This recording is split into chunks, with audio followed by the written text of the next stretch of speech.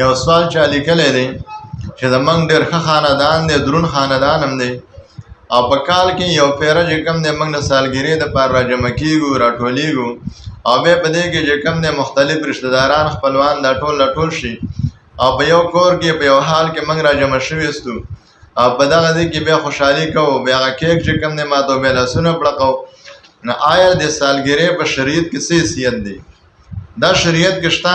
صحابو کلی دا، رسول الله کلی دا، او که نه ده کلی؟ کو کلی دا چې بیا موږ هغه طریقه وکړو، موږ هم شروع کړو، که نه ده کلی؟ نو آیا دې له دا پرېښودل فرض دی، واجب دی، او دا که نه دا چې کوم دی یو بدعت دی؟ نو دا یو سوال یو چا لیکلی دی. نو ګوره د هغې جواب دا دی چې کوم شی سالګره رواج دا د انګریزانو رواج دی. د سالګرې دا راتلل او دا راچلېدل دا د انګریزانو رواج دی.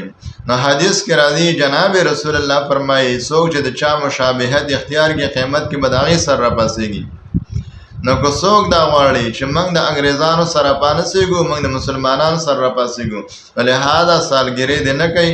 د سالګرو هېڅ حیثیت نشته، بلکې دا بدعت دی، دا ناروا ده، دا مشابهت د انګریزانو سره دی.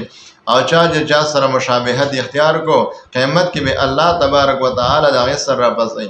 نو لهذا دغه شي نه چې کوم دی منع شئ، ځکه ټول یو ځای راجمع کېدل او بیا هغې لپاره چې کوم دی ټول نارینه او زنانه بې پردګي پکې وشي، او ورسره چې کوم دی د یو بل سره لاس میلاول او ستړي مشي کول، دا ټوله خبره پکې راځي.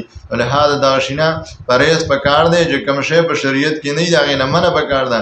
او که دا جایز وي نو رسول الله به کلی وي، صحابه کرام به کلی وي، ابوبکر به کلی وي، عمر فاروق به کلی وي، حضرت عثمان او حضرت علی رضوان الله تعالی علیهم اجمعین به کلی وي. او چې هغې نه دی کلی په خیر القرون کې چا نه ثابت نه دی. نو لهذا دا کار هم د صحابو د مسلمانانو د شریعت نه دی. تر دې نه چې